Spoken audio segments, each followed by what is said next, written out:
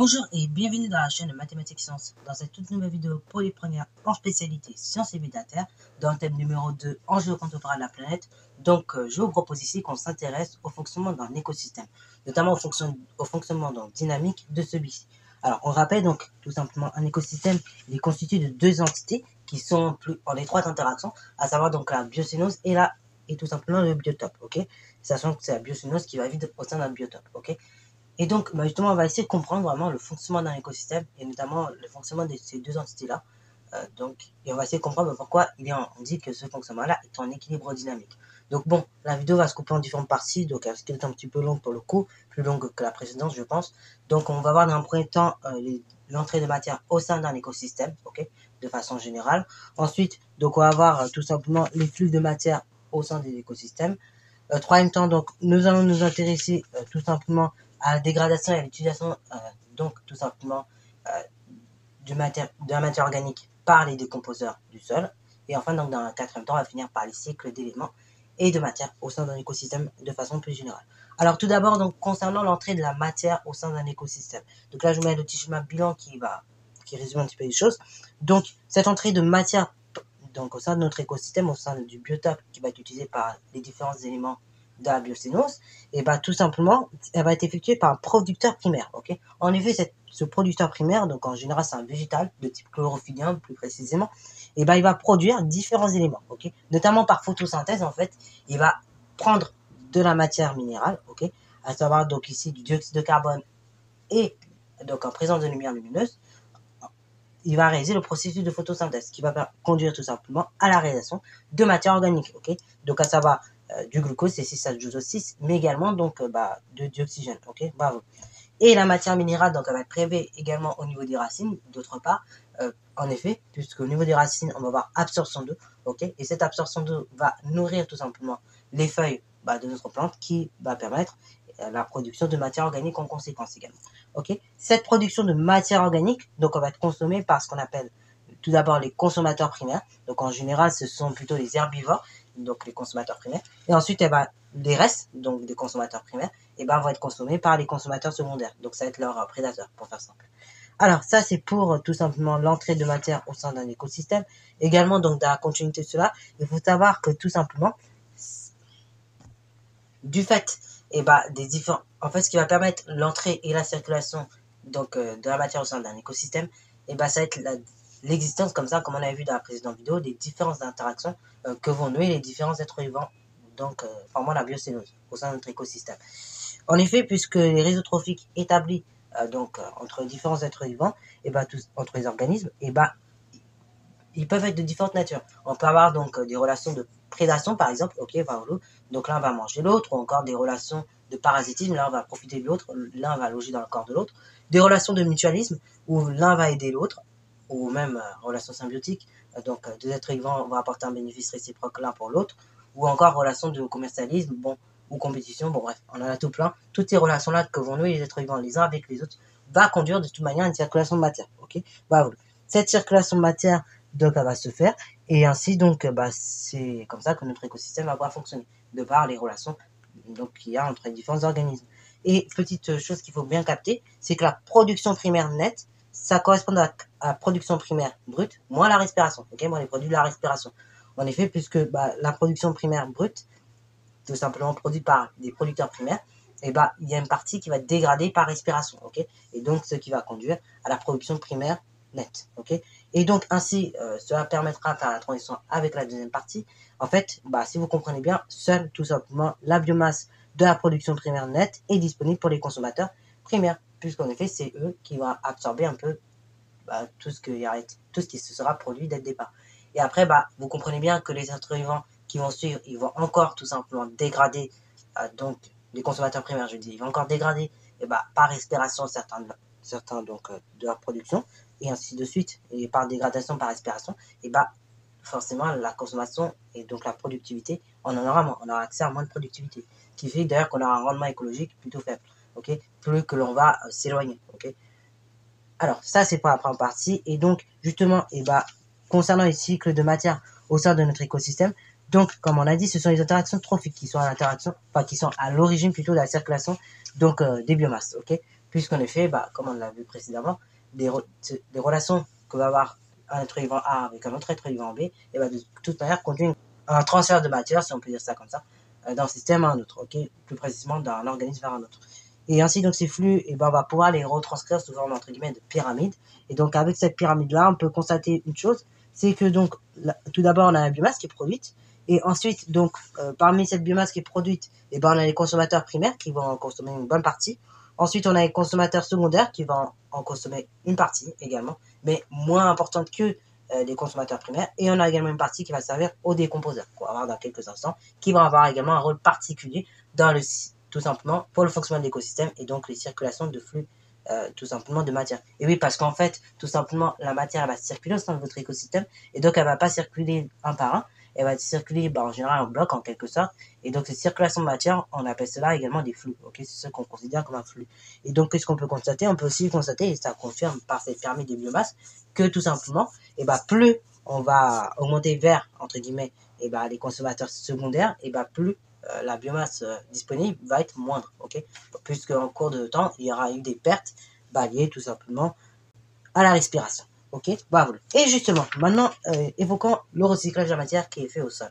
Et oui, parce que quand on est mort, quand tout simplement on n'est plus en vie, ce n'est malheureusement ce sont plus les êtres vivants, en tout cas terriens, qui vont s'occuper de recycler notre matière. En effet, la matière organique provenant d'êtres vivants morts va être recyclée à partir d'êtres vivants du sol, qu'on appelle tout simplement notamment les décomposeurs ou bien des détritivores. Ok.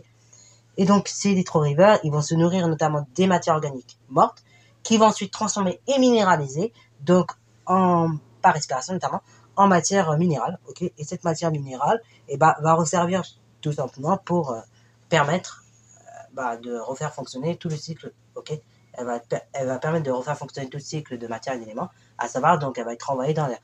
Donc c'est ce qu'on peut voir d'ailleurs sur mon petit schéma là. Donc vous avez la matière organique qui est morte, ok, voilà vous. Et donc cette matière organique qui est morte, tout simplement elle va être consommée, ok. Elle va être consommée par des décomposeurs et elle va être consommée et recyclée donc par des décomposeurs. Donc cette consommation et ce recyclage de la matière organique va permettre le fonctionnement du réseau trophique du sol. Les décomposeurs, donc une fois qu'ils ont consommé et recyclé tout simplement la matière organique du sol, par respiration, ils vont la minéraliser. Ok, voilà, ils vont la recycler en la minéralisant. Et donc cette matière organique produite, cette matière minérale produite et donc reminéralisée et ressort de notre cycle. Ok, elle va ressortir à l'air. Et donc ces décomposeurs, ensuite, il va être consommé par les consommateurs secondaires. Ok, donc en général, les décomposeurs, c'est la proie de départ et donc les prédateurs, ça a consisté donc aux consommateurs secondaires. Ok.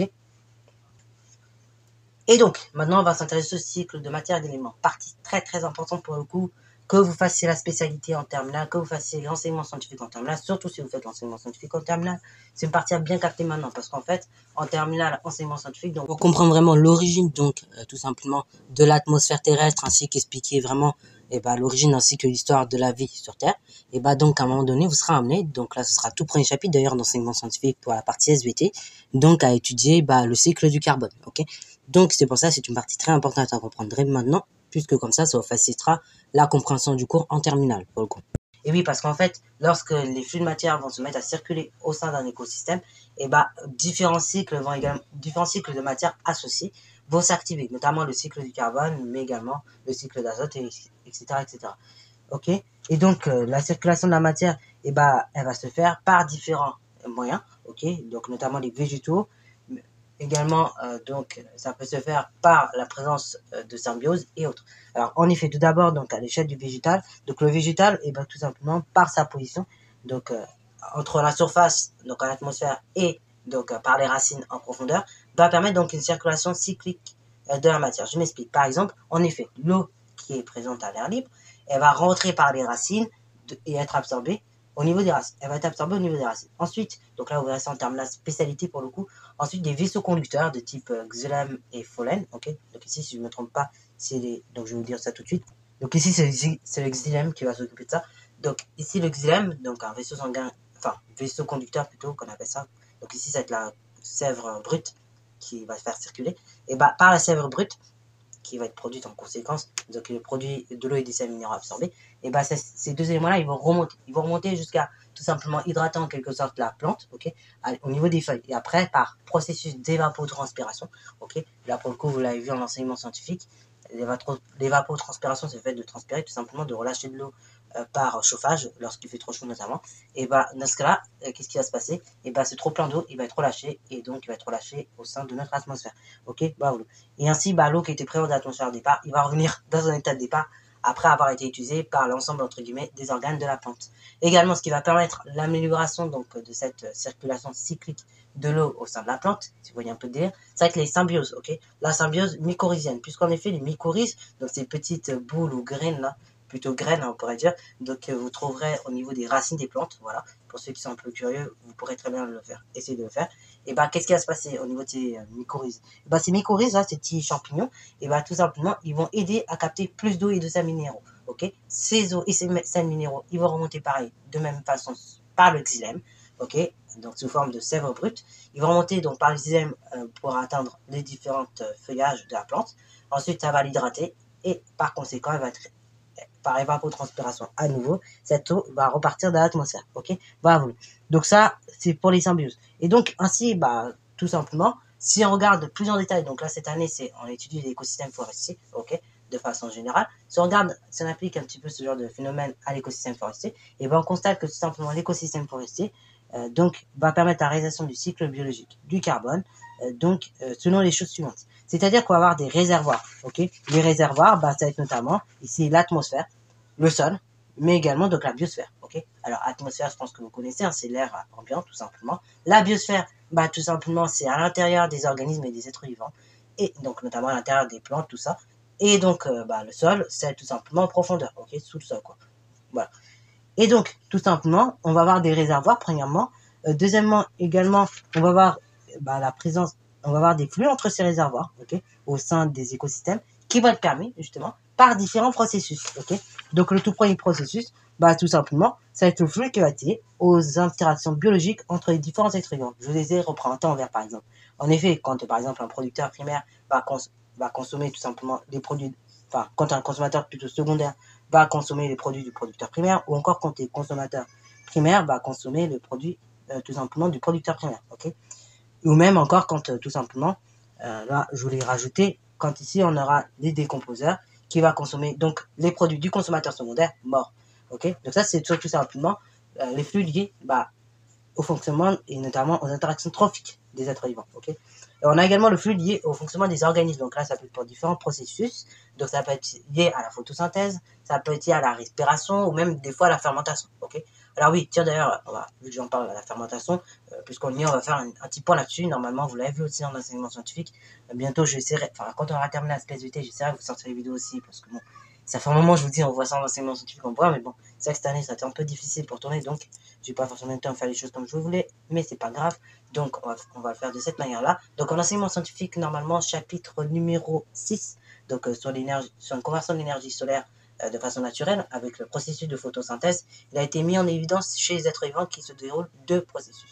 La fermentation, donc ici, lactique, et on pourrait même l'appliquer à la fermentation alcoolique. Et donc la respiration. La respiration, c'est quoi le principe? Et bah tout simplement, c'est un peu ce que vous avez vu déjà depuis le collège, c'est qu'on a on a tout simplement du dioxygène, ok. Donc on va priver du dioxygène plus tout simplement du glucose, ok. L'être vivant va également dégrader du glucose afin donc de faire apparaître de l'eau à l'état de vapeur et donc tout simplement, et bah une deuxième chose, du dioxyde de carbone, ok. Tandis que dans le cas d'une fermentation donc alcoolique ou lactique ici, et ben on va utiliser ces mêmes éléments, donc ici le glucose plus tout simplement le glucose ce coup-ci, et cette fois-ci on sera en absence de dioxygène, et en absence de dioxygène donc se déroule la fermentation par conséquent, et la fermentation donc consiste tout simplement en une dégradation du glucose donc en dioxyde de carbone, toujours muni en plus donc de l'éthanol, ok.